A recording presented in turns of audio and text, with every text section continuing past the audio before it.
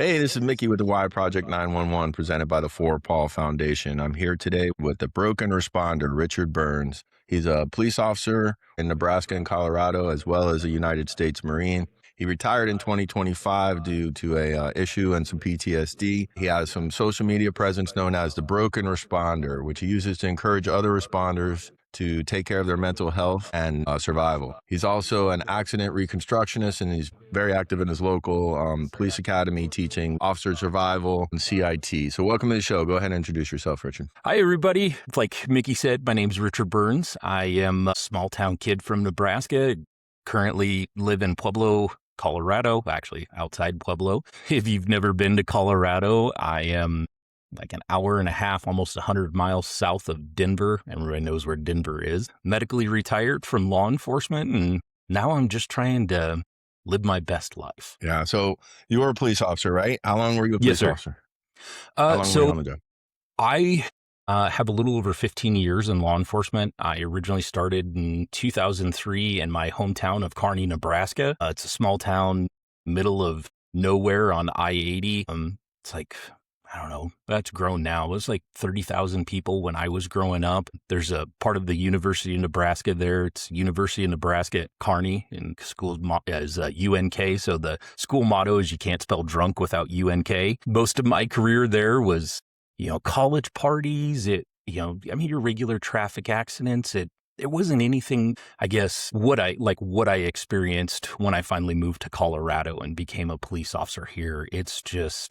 It's a night and day difference. I thought I knew law enforcement until I got here, and then I realized, holy crap, like we're actually fighting crime. It was just one of those. It was, originally starting out in law enforcement, it wasn't a passion. It wasn't like I grew up, I wanted to be a cop. I saw a advertisement for police officer, and I was like, well, I'm getting out of the Marine Corps and I need a job, and that looks cool. So I applied and got in, and the learning curve just began. Oh, that's amazing. That's amazing that that opportunity was there for you getting out of the armed forces. It's a route that I see a lot of veterans take. They go fire, police, EMT, paramedic.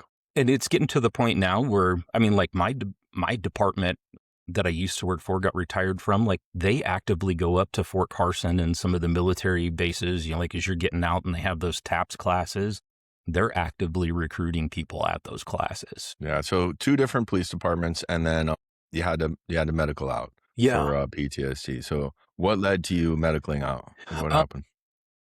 Well, there's a lot of things that led to me medicaling out. And the biggest thing was not recognizing the mental health problems that work creates for us.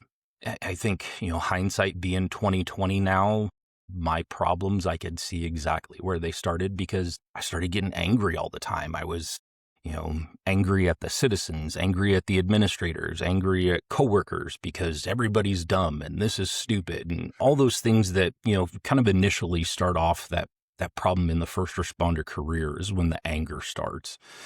And then the anger kind of shifted, and then I had my first critical incident, which was I had an officer-involved shooting with a suicide by cop, and then a year and a week after that, I had another officer-involved shooting trying to stop somebody from running over my partner. And man, the toll that stuff just takes on you it's unbelievable how much weight in those circumstances not only do you have all of the, work things that happen. You have the, investigation and interviews and all these other things and getting processed. But then afterwards, like the worst part is the mental health, because we train so much for the event, but we never train for what happens after the event. Like, we train for, all these things. We train for active shooter situations and all this other stuff. But what we don't ever train for and talk about is how it affects us after the fact. And that was, my problem. I initially had the department shrink that I talked to get cleared to go back to work, or active listening skills were so terrible. I got so irritated with the shrink that I was like, I will say whatever the hell I have to say just to get released to go back to work. And I did it on my first one. I made that mistake. And then the second one hit, and it's so much weight on your shoulders. And I didn't process it. I, did what guys do. We self-isolate and we try to, work our way through the problem and figure it out. And it just made it worse for me. And it got to the point where, at first I was having, a little bit of issues. A couple days I'd be grumpy or I'd be depressed. And then, it would go away. Well, then it would start to come back. And then it would be there for a week and then 2 weeks. And then finally, I think it was right before our youngest son's 21st birthday. He had flown home from Florida, come home to see us. And right before that, I was in a bad state of depression. My wife looked at me and she's like, I don't know what to do. She's like, I can't help you. You need to go find some help. Right. And that was kind of what started me on my mental health journey. I'm kind of curious. Do you feel like the military added any stress to that? Like, did it start in the military? Because I know, like, my cousin was ladder 17 in Boston as a firefighter. Yeah. And he was in Afghanistan, in the war. And when he wasn't right when he came back. And then he went right into the fire department and saw all that trauma and moral injury and stuff.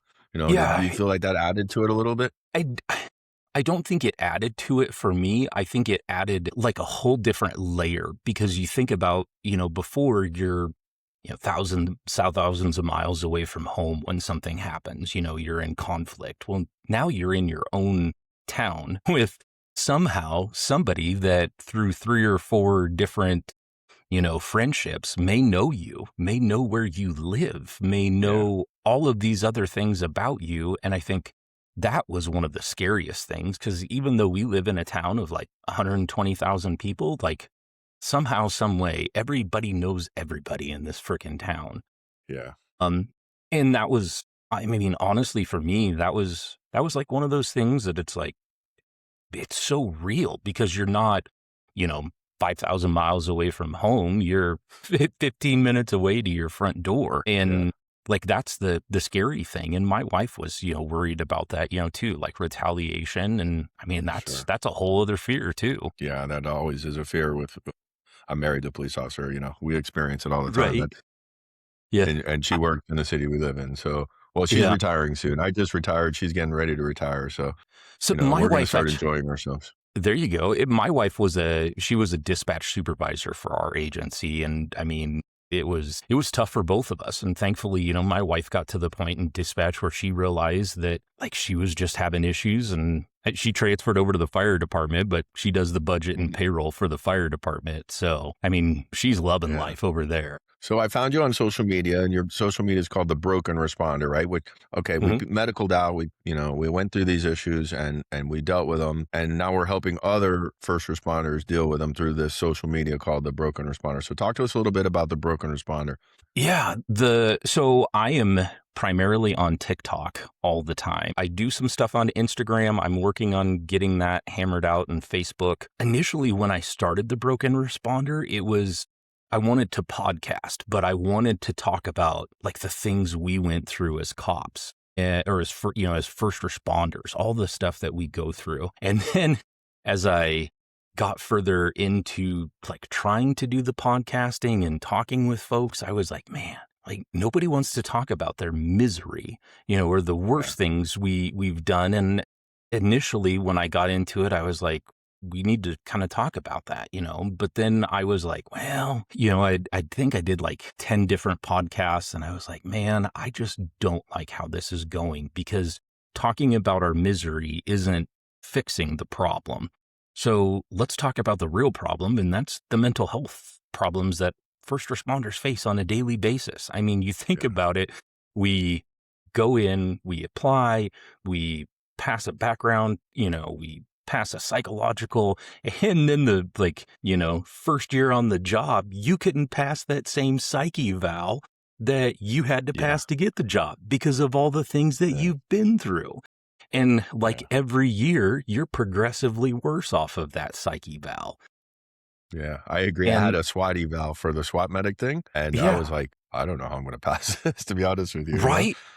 Yeah, Yeah, like, you think about all the trauma and the, like, terrible things we see, and that's just it. Our work isn't, they talk about the average person has, like, 3 to 5 traumatic events, and we have hundreds over our yeah, career. I mean, yeah, I could have a critical incident a day, basically, some type of trauma popping stuff off on a right, daily basis. And I got to thinking about it, like after I went through my mental health journey and started to feel better, I was like, that's what I really need to start talking about is the mental health problems we face. Because yeah, I worked with guys that, one of the old guys I looked up to, I didn't realize he was an alcoholic. I mean, he masked it super well. And then, like a year after he retires, you get called to his house for medical calls because of he can't get a liver replacement and he's basically dying of cirrhosis. And if you've ever seen that, that's like the most painful way to go. And, I talked with some of the guys and I was like, what happened to him? Because for me, I think that's one of the things that we never look at is what happened to that person to make them break. There's the events, there's the critical stuff, the trauma, but then the other thing that happens is we don't take care of ourselves. I mean, I grew up, my dad was a Vietnam vet. Did 2 tours in Vietnam, got exposed to Agent Orange, and unfortunately, Agent Orange related cancer killed him when I was 23. But that was one of those things that my dad never taught me emotional intelligence. My mom never taught me emotional intelligence. And I mean, I'm going to be 45 this year. When I grew up, emotional intelligence wasn't one of those things that you taught yeah, to your children. I mean, it was you don't show emotions, you don't show fears, you don't let anybody see that something hurt you or bothered you. That was the way that I was raised. yeah, I'm not talking shit about my dad. My dad did the best job that he could raising me, and so did my mom. But it was something I had to learn later on in life is that emotional intelligence and how to process emotions, feel emotions, because everything that I struggled with and almost took my life twice for was because of the emotions. I didn't understand it. I didn't know what to do. And my wife finally telling me to get help was like the first eye opener I had ever really had. I yeah, filed a workman's comp claim for a mental health injury from both of my shootings. Well, I filed one initially at first because I'd had some sleep issues, which is something I didn't pay attention to. And then right, after my second one was when, I finally started to get the help.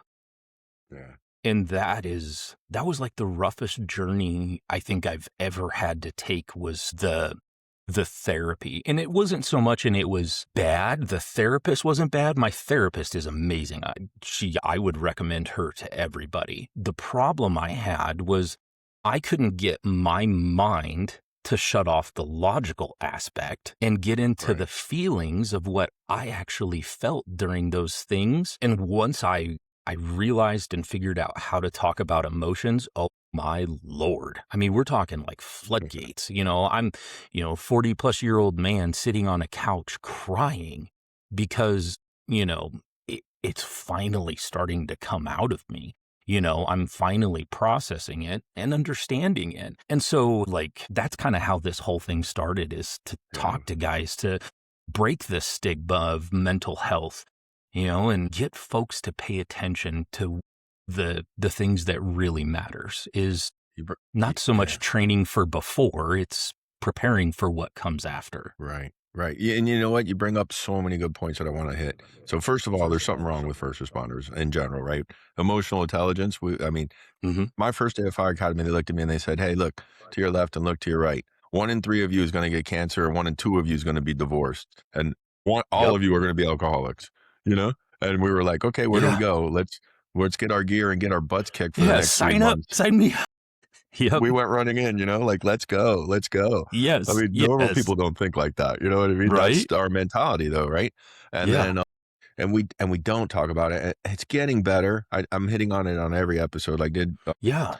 Ron Rufo, he wrote a couple books on first responder suicide and stuff, and we talked about, we're broken. We wouldn't work with a broken arm. Why do we work with a broken brain? Yes. No normal person can go through a 30-year career without having some sort of a thing in your head. Well, We see incredible things. We yeah. see the job is incredible. I will say, without a doubt, being a fireman has been the best thing I've ever done in my entire life. But as much as it gives, it takes from you. And if you don't have a platform and get your feelings out, have some emotional intelligence, like you're saying, you're going to blevy. It doesn't matter how strong you are, who you are, there's going to come a time in your life when you blevy. Yeah, and I think that's just it, and I think we talk about, like, you just talked about retirement, and I think that was, like, the hardest thing I had to get out of, because never was one of those guys that wore, like, thin blue line, I'm a cop, Right. all these other things.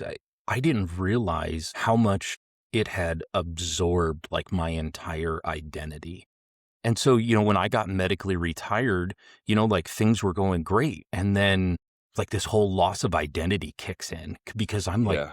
well, who the hell am I now? Like, I'm not a cop Right. anymore. Why me? I Yeah. can be anything I want to be. I don't have to set parameters or, have a high and tight or all of these other things. I grew my hair out. I have a mullet. I have a beard. I freaking love it. I love retirement, and for me, it was one of those things that it was so hard to break the identity, that Yeah. initial identity crisis. But then the other thing was getting out of that hyper awareness loop that we just get sucked into. There's danger in every corner, danger, Will Yeah. Robinson, danger. Something's going to hurt you. You can't stay here long. You have to keep moving.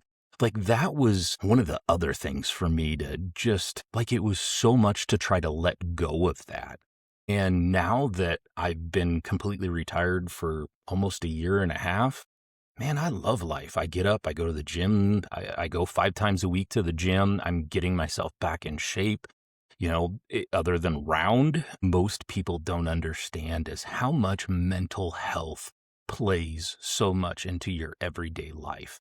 Yeah. And I think one of the things that I always made the problem, the mistake of, is chasing happiness. I want to be happy. That's what I want to be. And then I see, a video with one of the Tibetan monks, and he says, to have happiness, you have to have sadness. To Right. have love, you also have to have pain. And then he talks about achieving peace is actually the most ideological goal. And then once I started to think about, well, how do I achieve peace in my life? And just started cutting things out of my life that I didn't need to have. You know, I deleted a bunch of people off of social media, old coworkers that didn't talk to me, had nothing to do with me during my mental health stuff, still don't talk to me. And I'm like, there's no place in Right. Yeah. having you as a place filler. So delete those guys, delete people out of my phone that I don't talk to, the same coworkers that I deleted off of Facebook, they came out of my phone. And eventually you just work towards what makes you feel good. And it's not that it has to be happiness. It's just kind of, I guess the best way to describe it is kind of like a calm feeling. Like, you just Yeah. feel like the world is right. And once you get to that, like, you'll do what you can to keep that. Yeah, I agree with you, man. That loss of identity. So I retired April 30th, right? And everybody's Yeah. like, "How is it? Is it awesome?" And it is awesome. Believe me, it Yeah. is awesome. I get up whenever I want. I walk the dogs whenever I want. I go to the gym whenever I want. Hmm. I do whatever I want because it's what I want to do. Yeah. Not because I have to go do it or somebody's telling me to do it, unless my wife's telling me to do something. Right. Then you have to do that. That I have to do it. But it's very quiet. I never realized the amount of noise that was in my life before I Yeah. retired. Yeah. I mean, there's always a radio on.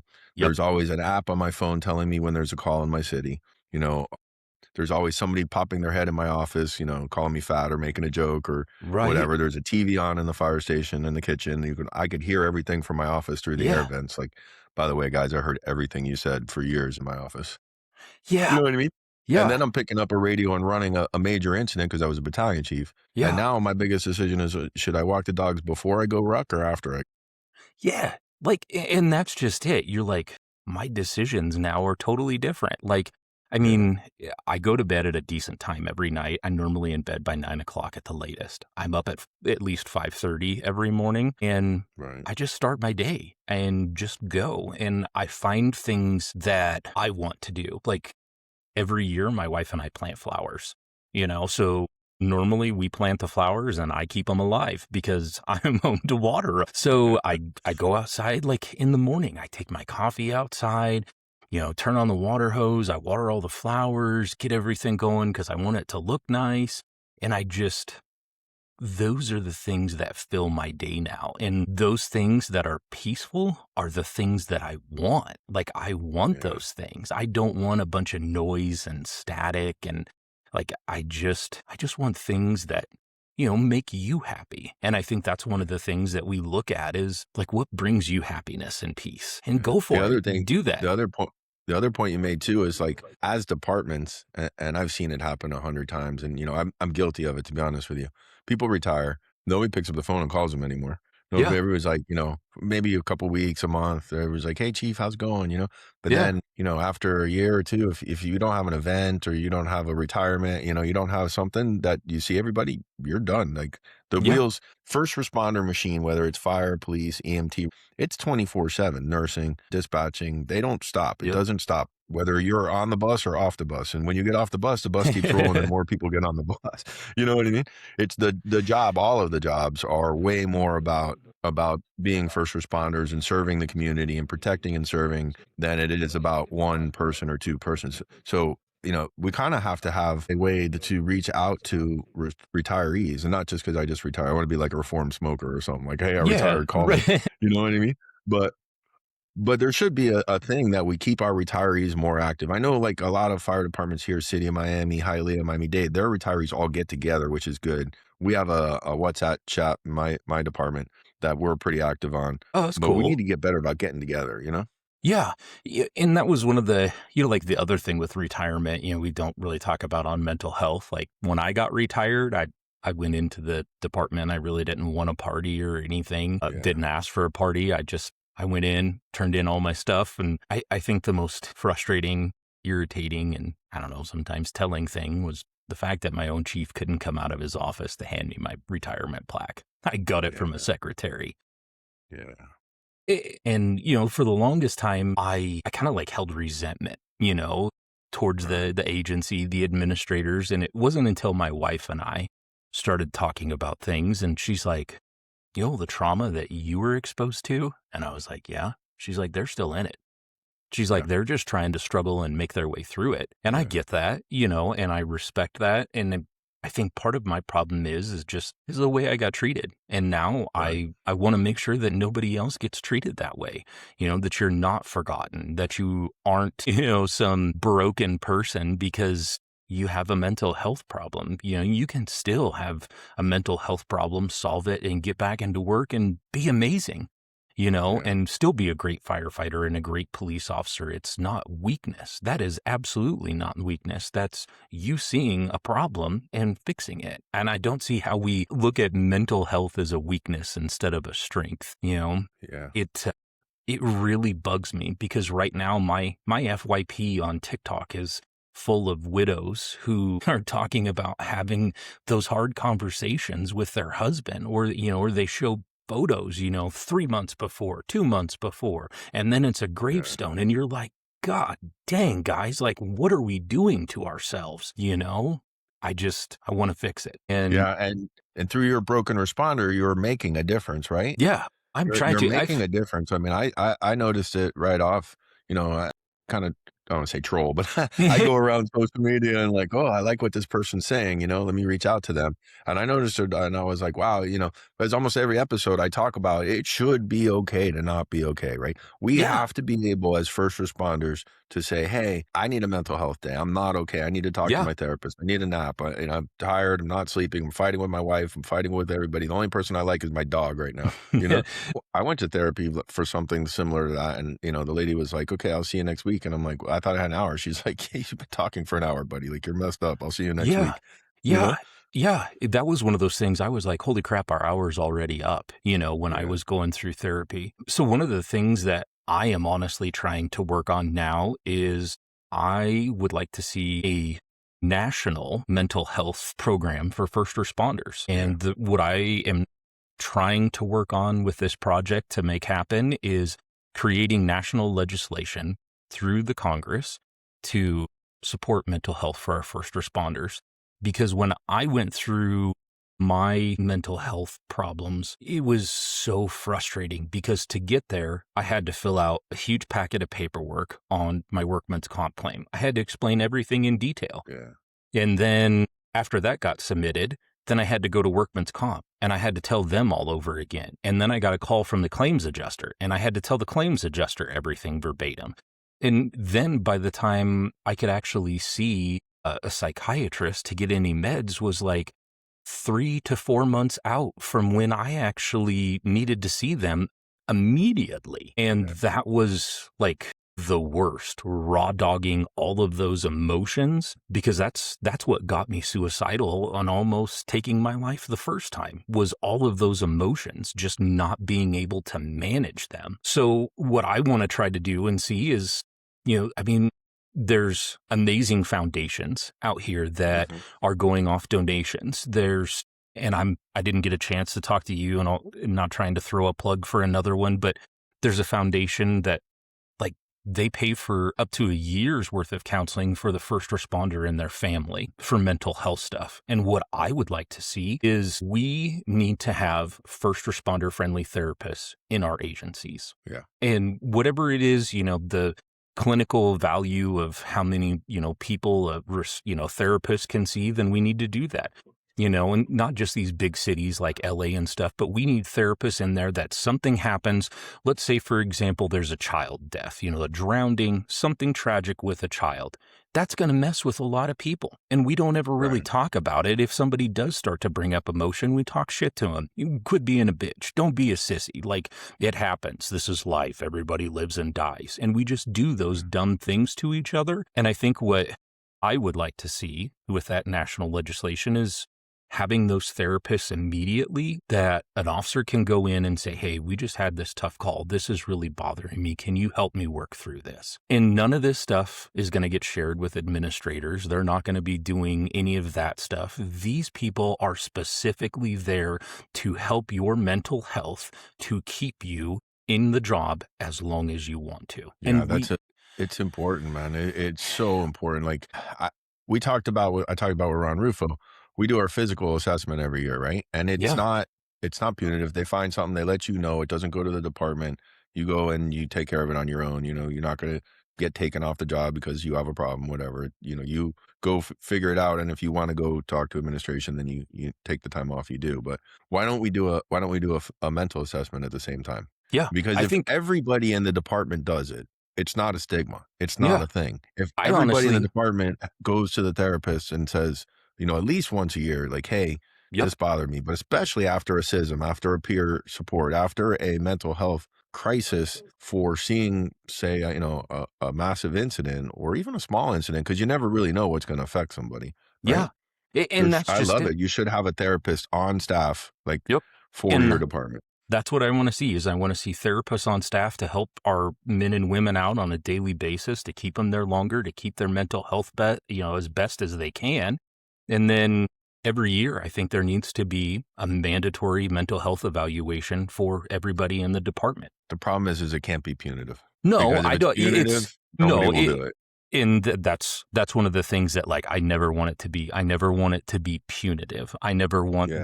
I don't want it to be shared or any of this other things, but it's one of those that if you do that mental health evaluation every year for folks and share Yeah. that with them, then I think you're going to start to see folks actually start to turn a corner. Because let's say, for example, hey man, you're doing great last year. Your mental health's good.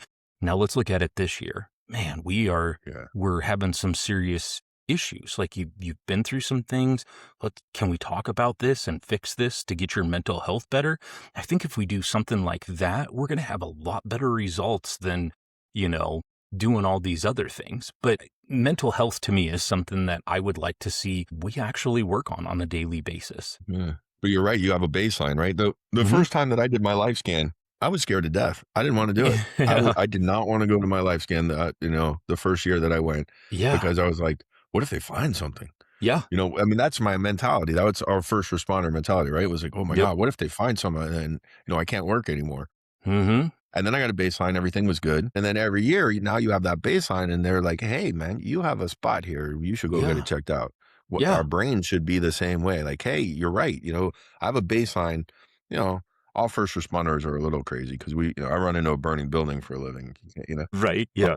but you have that baseline, and then I'm not sleeping. I'm fighting with people. I'm irritable. Okay, Yep. what's going on? And Yep. I have an outlet. I love it. I think that's a Yeah. great idea.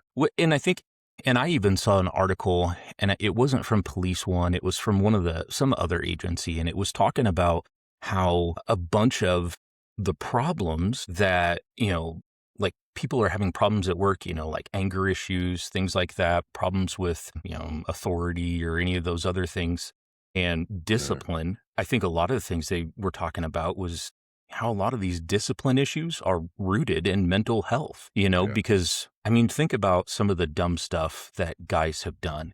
It's normally been after something crazy has happened to them in their career, It's just, I think mental health is one of those that we don't look enough into. we don't link the two. We don't link Yeah. the two with and we've seen people get fired for drug Yep. issues, for alcohol issues, for all kinds of issues. But people saw them having problems, and nobody stepped in and was like, "Hey, what's wrong with you? Go talk Yeah. to your therapist." Yeah, You know what I mean? I was one of those guys too. I was like blind and oblivious to it. It's kind of like looking at it took so long for me to realize and correlate the like drug users and trauma together.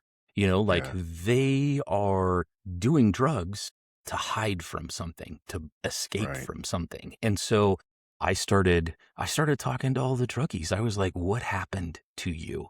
What happened in your life that made you go down this path?" Yeah, And listening to their trauma was like, holy crap. And then I look at, the guys that I work with, the guys that are severe alcoholics. And I'm like, I look at the things that they went through and I'm like, holy crap. Like, it's no different. Like, we go on the street and we look at people with mental health and they're like, damn, they're fucked up. But we don't look in the mirror at the mental health problems we have. And, what's funny is as cops, first responders, were on the street on a daily basis looking at folks, down and outs with mental health problems, somebody drunk, somebody drugged, and you yeah, go out and you deal with them and you look at them and you're like, they're crazy. And it's like, they've got so right, many mental health problems. It's like, well, look in the mirror. You have just the same, except right. you're doing different things with it.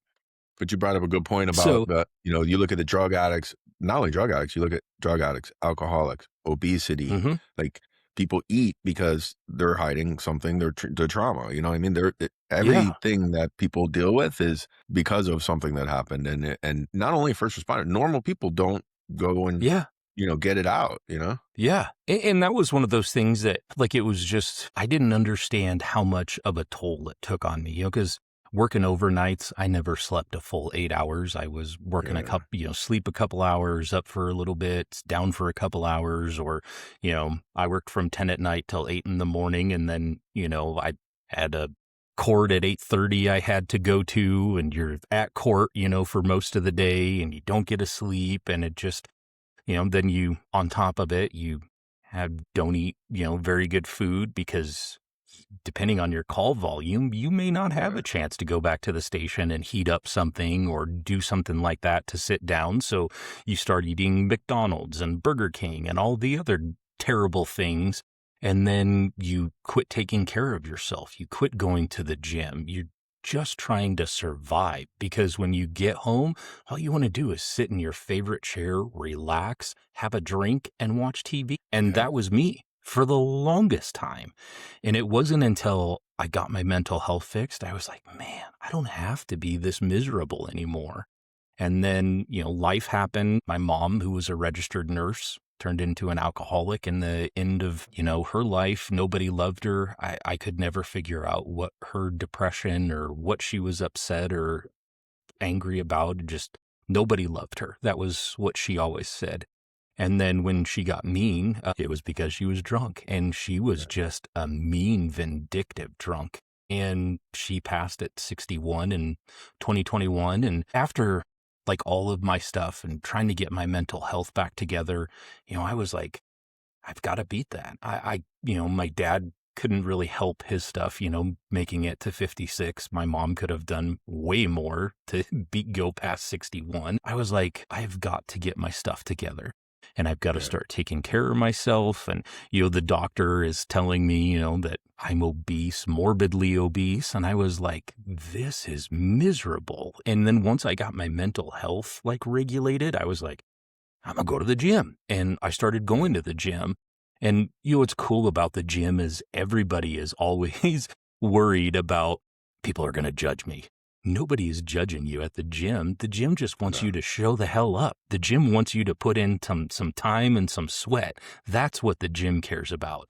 And the coolest thing is I have strangers that come up to me in the gym that, I mean, I've been going to the gym since January, and I'll see guys and they're like, "Hey man, you're doing really good. Like we've seen the progress, like you're doing awesome. Keep going." And you get like those little like positive plugs from complete strangers that you Yeah. just see them for a couple hours at the gym, and you start to encourage each other and you form those kind of like gym bonds.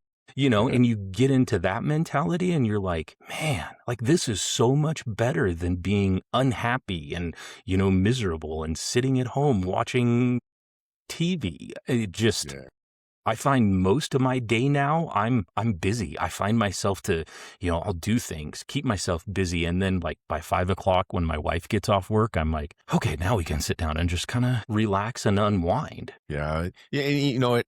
I rock every morning, and then I go either do a kettlebell workout in my front yard and a gear workout. So I still compete in the firefighter challenge, or I go to the gym. And people are like, "Why do you work out so much?" That's my mental. That's my mental escape. To be honest with you, it always has been. Everybody for years and years, I've worked out like a maniac for years and years, and Yeah. everybody's like, "Why do you go to the gym so much?" If I don't go to the gym, then I start to get mental. To be honest with you, and Yeah. I know that it's almost like a alcoholic with AA. Like I have to go to the gym. If I don't go to the gym, I get irritable. I get cranky. I start to And one of get the, upset at people. And one of the things that I noticed was how, like, like my back problems, my back hurt. It hurt all the time. Well, it's because I was like 80 pounds overweight, Yeah. So, like, now that I'm not as heavy, I have the back problems. I don't have the joint problems. I can squat down.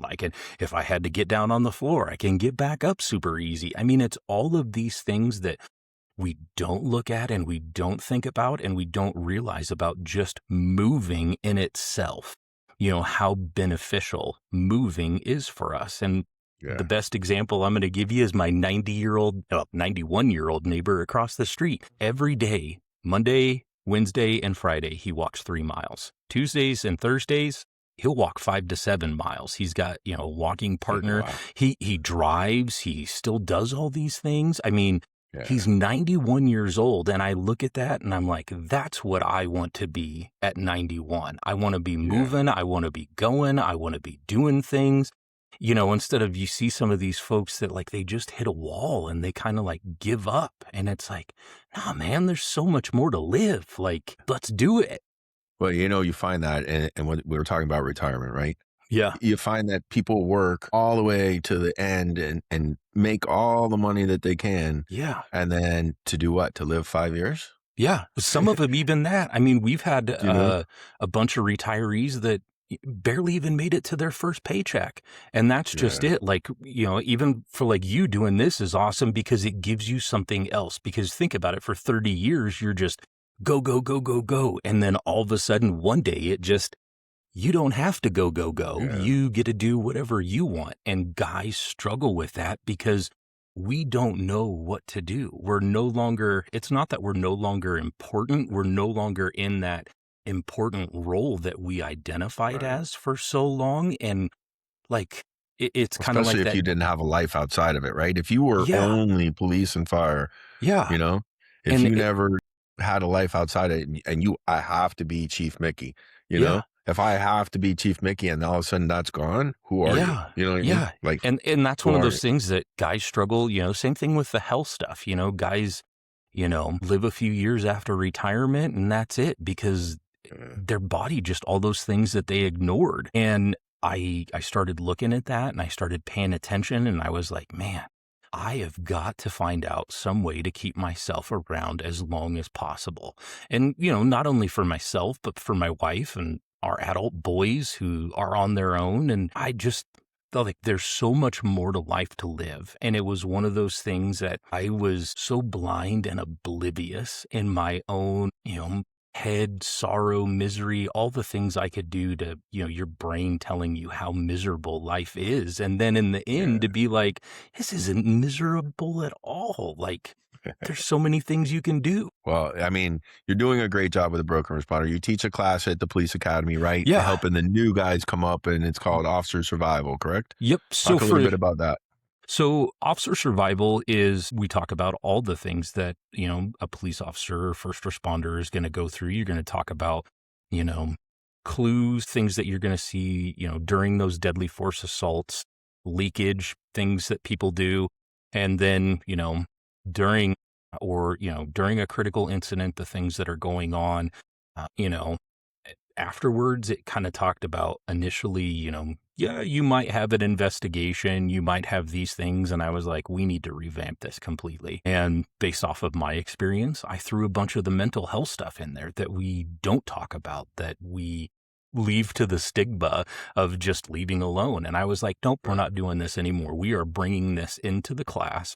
We are going to discuss this, and we are going to do what we can to help give these folks longer careers and not end up like me, medically retired due to PTSD, because I didn't pay attention to the signs and symptoms. I want to tell these new, I call them kids.